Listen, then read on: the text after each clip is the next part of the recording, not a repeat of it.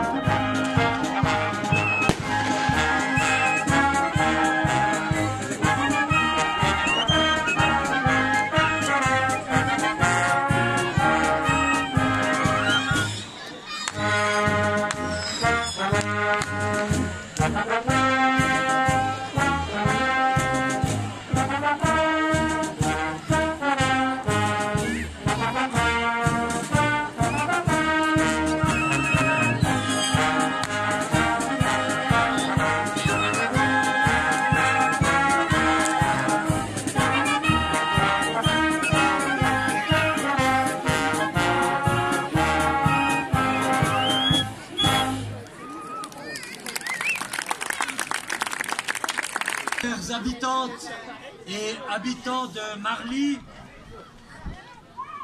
chers amis de la Sarine et de la Gérine, vous me permettez d'interrompre vos repas, vos discussions et pourquoi ne pas le dire, vos rêves par un jour de beau temps, par cette canicule qui s'en est allée depuis quelques instants pour nous permettre de voir la nature et dans quelques instants de voir la Voie lactée. Permettez-moi de vous dire tout d'abord le plaisir d'être parmi vous comme voisin de Fribourg, comme riverain de la Sarine et comme ami de votre syndic, Jean-Pierre Elbling, qui, vous l'avez entendu, a perdu sa maman aujourd'hui. Jean-Pierre Elbling est un ami du service militaire. J'ai eu le bonheur en 1975, lorsque j'étais recrue à Valorbe, d'avoir une compagnie où 3 officiers fribourgeois payaient leur galon, dont 2 Marlinois, Jean-Pierre Elbling, le syndic, et Pierre Nidet, l'ancien commandant de la police cantonale. C'est dire si je me sens en famille, à la maison, comme on l'est dans notre pays de Fribourg, où on cultive les liens associatifs, amicaux, ce qui nous fait être enviés loin à la ronde. Permettez-moi ce soir, vu la fonction que j'exerce cette année, de vous livrer quelques propos liés au constat que je fais dans cette fonction. J'ai l'occasion de beaucoup voyager à l'intérieur du pays comme à l'extérieur de nos frontières et je constate que les différences de culture et d'art de vivre, la multiplicité des ethnies et des mentalités sont importantes. Si dans les pays qui nous entourent, dans nos pays voisins, ces mosaïques humaines se ressentent au niveau de la cohésion nationale et s'expriment par des forces politiques clairement populistes, force est de constater qu'en Suisse, chez nous, le sentiment d'identité se mesure avec la même intensité aux 4 coins de notre territoire, indépendamment des liens linguistiques qui unissent diverses de nos régions avec leurs voisins frontaliers. Nous devons admettre On le constate tous les jours, que les Suisses allemands ne voudraient jamais devenir allemands, que les Romans ou les Tessinois ont la même attitude vis-à-vis de la France ou de l'Italie. Tous, nous nous sentons Suisses et nous sommes fiers de l'être. Cela est particulièrement vrai au sein de notre jeunesse, qui lors d'un récent sondage réalisé par le bulletin d'une grande banque nationale s'est révélée être la plus patriote en comparaison avec leurs contemporains de Norvège, du Brésil ou même des États-Unis, même si le dicton America First a l'air de faire quelques ravages, virgule, pour le moment, point. Ça n'a rien à voir avec le tweet ou avec un site internet, le tout est de placer le point au bon endroit.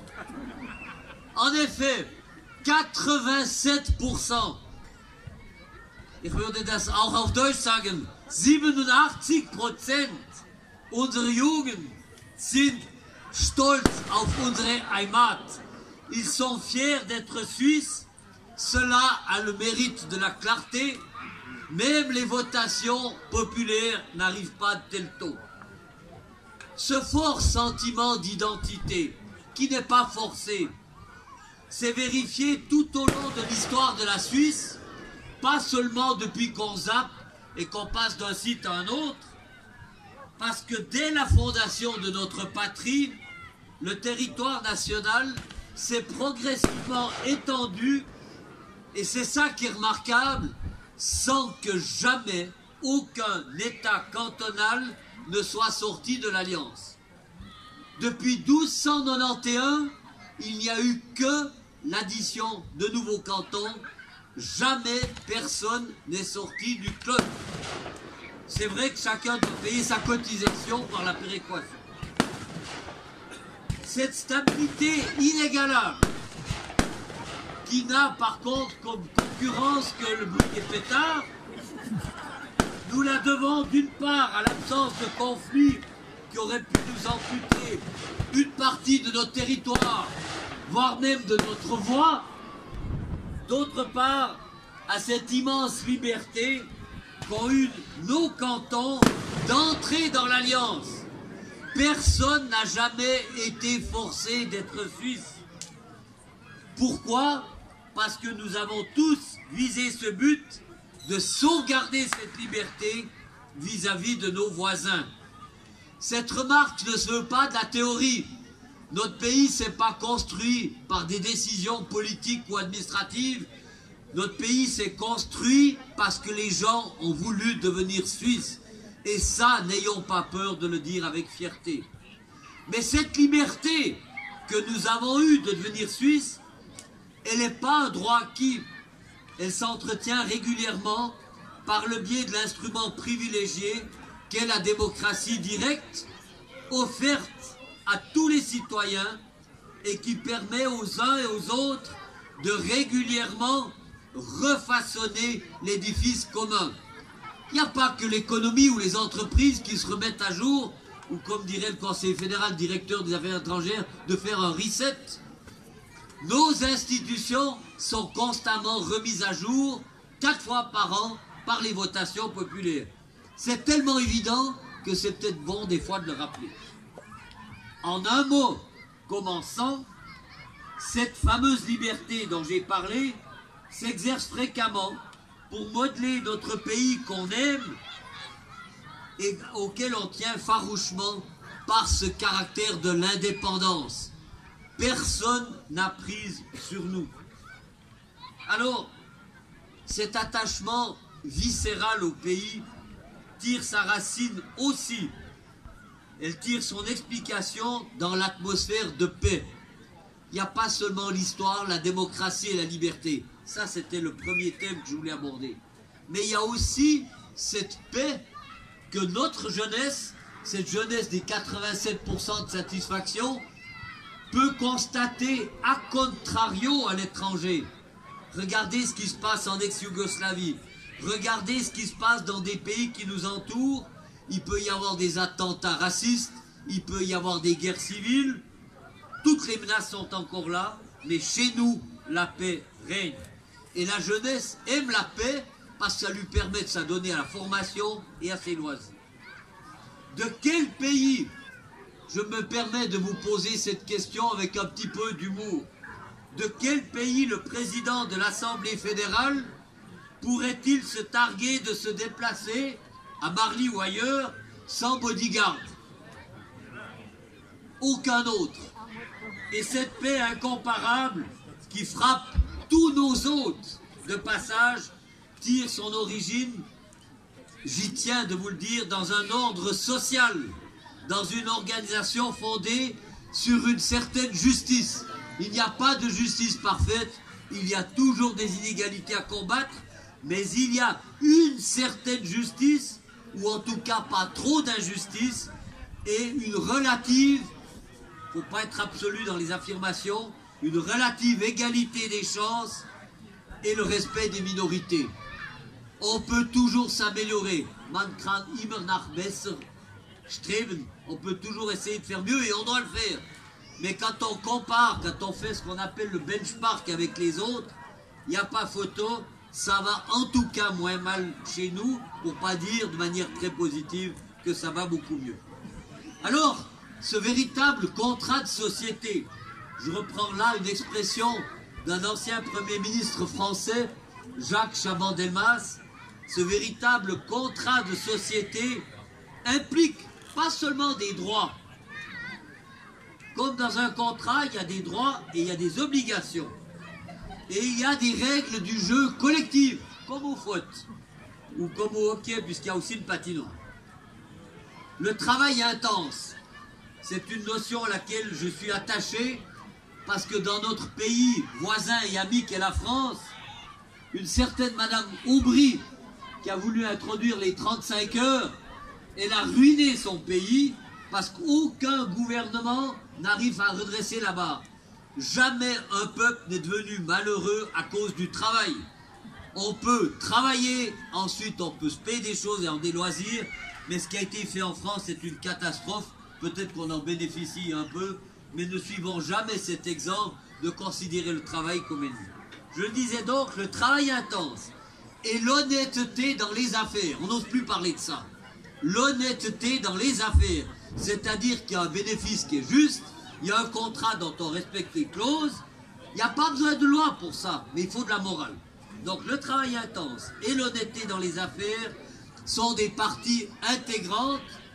Man würde das auf Deutsch nennen, die Bestandteile des gesellschaftlichen Leitbilds, ces parties intégrantes de ce contrat de société. Ce climat que nous avons, qui n'existe pas ailleurs, il engendre la stabilité, le calme, il favorise l'investissement économique, on le sait, malgré la force du franc. Tous les gens investissent en Suisse parce que c'est calme, que c'est fiable et qu'il n'y a pas de risque. Et à la fin du compte, il y a de la prospérité, de la richesse, des salaires et donc le bonheur de vivre. On appelle ça une vision de société. Comparable à une horloge à complication, pas celle de Baselworld qui était peut-être un petit peu trop basée sur le bling-bling, les frères. Comparable donc à une horloge à complication, notre système suisse se compose de tous ces rouages, petits et grands, mais qui travaillent ensemble et qui garantissent la précision et la fiabilité. C'est tellement vrai qu'on a commencé cette partie officielle avant l'heure prévue. Il existe aujourd'hui certains flux politiques, j'emploie des termes un peu empoulés, qui voudraient simplifier la montre en faisant croire à l'opinion qu'elle marchera aussi bien et à un coût plus bas. Ça, c'est un leurre, parce qu'une montre suisse, une montre automatique à mouvement, elle n'a pas d'égal, mais il ne faut pas croire qu'on va enlever une roue et avoir la même efficacité. Il y en a qui aimeraient faire ça dans la société, c'est pas possible. C'est un leurre. Et ne le cachons pas, car tout notre édifice politique et économique, fait de partenariat entre la politique et l'économie, s'est construit lentement, par étapes, au fur et à mesure des siècles, dans une logique d'ensemble. Cela s'appelle la cohésion sociale. Ce n'est pas des propos de cantine, d'ailleurs presque personne n'est sous une cantine. c'est des réalités vécues dans notre pays et il n'est pas possible de s'inventer la couverture à soi. La richesse de la Suisse, c'est qu'on travaille les uns avec les autres. Miteinander. On travaille ensemble dans un même objectif. Dans d'autres pays, c'est pas comme ça. Cette foi dans mon pays, vous devez la sentir, elle s'est amplifiée, elle ne s'est pas atténuée ou calmée comme la patine des vieux meubles, elle s'est amplifiée au fur et à mesure de 30 ans d'engagement public. Je tenais ce soir à vous le dire du fond du cœur, avec sincérité vu cette fonction que j'exerce actuellement, parce que plus je vois mon pays, plus je l'aime.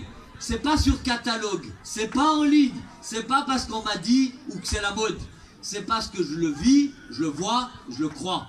Et si j'ai cette faculté d'avoir ça sous les yeux, c'est parce que vous, chers concitoyennes et chers concitoyens, vous, population d'ici, que vous soyez suisse ou étranger, vous participez à notre bonheur commun, chacun et chacune à votre façon, avec votre bonne foi, votre énergie, votre bonheur de vivre. Ça, c'est le mystère suisse, on le trouve nulle part ailleurs, et on peut être patriote sans être nationaliste ou étroitement fermé vis-à-vis des autres. Quand une pile rayonne, elle n'a pas besoin d'avoir peur de ce qu'il y a à côté, les rayons, ils vont du cœur vers l'extérieur. C'est pour ça que ceux qui ont un réflexe de hérisson, qui ont peur des autres, c'est des gens dont la pile ne fonctionne plus. Voilà ce que je tenais à vous dire. Ça, c'est la Suisse. Ça, c'est Marly. Ici, c'est aussi Marly. Comme on dirait ailleurs, c'est Fribourg. Parce que partout, on touche le puck. Partout, on a ce bonheur de vivre. Soyons reconnaissants à Dieu qui a fait cette création, de nous donner un peu de ce bonheur. Mais nous en sommes tous responsables. On en a tous la charge. Ce qu'on a reçu, on doit le rendre aux autres au centuple. Ça, c'est la Suisse. Je vous souhaite une très très belle fête nationale.